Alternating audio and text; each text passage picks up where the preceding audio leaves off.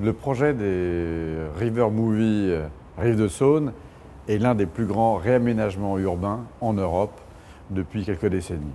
Il s'agit de réactiver l'un des poumons urbains qu'on voit dans chacune des villes. Les villes naissent en général au bord de l'eau. À Paris, à Lyon, ici la Saône, est le cœur, l'âme de la ville, qui très souvent, comme dans beaucoup d'endroits dans le monde, sont délaissés au fur des âges. Ici, le projet de réactiver l'histoire, non pas en réveillant une vieille dame endormie, mais en faisant un projet qui soit où le public, où les habitants puissent se réapproprier cette partie délaissée. Dès le début, en fait, nous avons accompagné les artistes dans leur rencontre avec les maîtres d'œuvre, les paysagistes, les architectes, ingénieurs, pour qu'ils conçoivent leur projet dans une relation très collaborative, donc avec les maîtres d'œuvre sur des questions d'abord de projet, de conception, et puis aussi sur des questions d'usage, des questions d'ambiance, des questions de rapport au paysage, de contexte. Donc notre travail à nous, c'était de faire aboutir en fait à un projet qui soit, je dirais, un projet partagé. Les œuvres n'ont pas été plantées dans le terrain en dernier recours. Elles ont été conçues avec un ensemble de personnes, avec une maîtrise d'ouvrage, avec des paysagistes. Et moi, mon rôle était d'être un chef d'orchestre. Et les œuvres donc ont été conçues en amont, ce qui est rare, parce qu'en général, les œuvres viennent en dernier lieu habiter un endroit qui a été conçu précédemment. Là, la conception a été faite ensemble.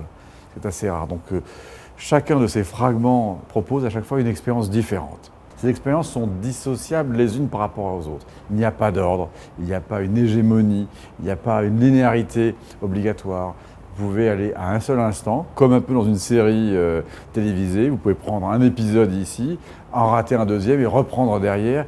Vous ne perdrez pas la trame principale de l'histoire. On est dans un parcours le long de la Saône très hétérogène avec des ruptures d'ambiance. On passe de l'urbain au bucolique assez rapidement et même parfois on est en plein bucolique alors qu'on est encore complètement en ville. Et donc évidemment nous on a encore rajouté une couche là-dessus en invitant des artistes différents à travailler, y compris à l'intérieur des séquences elles-mêmes. Ce qui fait qu'on se retrouve parfois avec une séquence qui est réalisée par un paysagiste ou un groupement de paysagistes et plusieurs artistes parce qu'on se trouve sur des séquences différentes. Il y a une trame de base, comme un scénario ou un synopsis qui a été écrit, mais à partir duquel chacun peut réagir. Donc ce projet est un projet qui veut être comme un projet ouvert, comme autant d'œuvres ouvertes, qui va donner lieu à bien des interprétations possibles.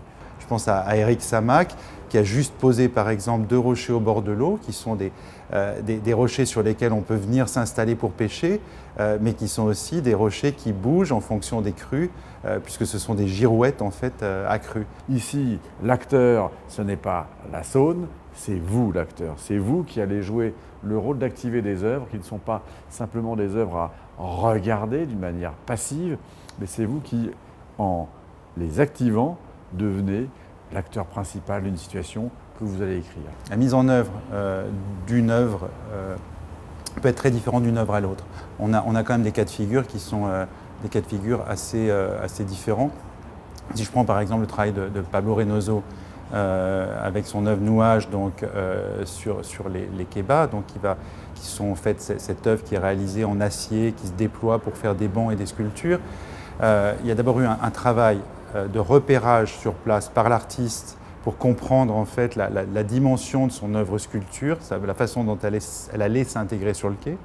Ensuite, on a, parce qu'il a l'habitude de travailler avec les ateliers Coubertin, donc qui sont une fonderie en région parisienne, une fonderie historique, hein, puisque c'est encore là qu'on fonde des œuvres de Rodin. Donc, on a fait venir en fait des compagnons de cette fonderie qui sont venus à ce moment-là prendre les mesures exactes du quai pour réaliser l'œuvre donc en région parisienne.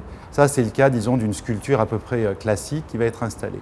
D'autres œuvres, au contraire, sont des œuvres qui se réalisent pratiquement sur place. Ce projet est un projet dans la durée, sur 25 km, donc il nous semblait important d'avoir un projet récurrent, sporadique, qui vienne inscrire une histoire sur laquelle tout puisse en fait s'accrocher. un fil rouge. Tadashi Kawabata nous semblait l'artiste le plus approprié pour représenter ce support, ce souvenir qu'on peut retrouver visuellement, comme ça, le long du parcours. Il est connu pour réaliser des structures à l'allure modeste, utilisant des matériaux du bois, des choses de récupération très souvent.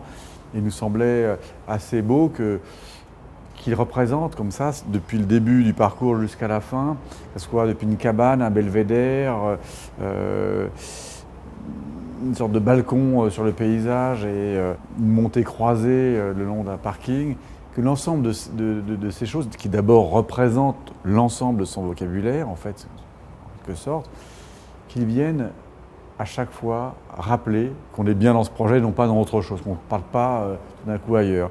C'est un peu cet élément comme ça de lien, de liant, qui fait que d'une expérience à l'autre, d'un fragment à l'autre, d'une séquence à l'autre, l'histoire peut se relier. Là, on est depuis maintenant presque un an en phase de production des projets. Et là, on se retrouve avec la réalité du chantier.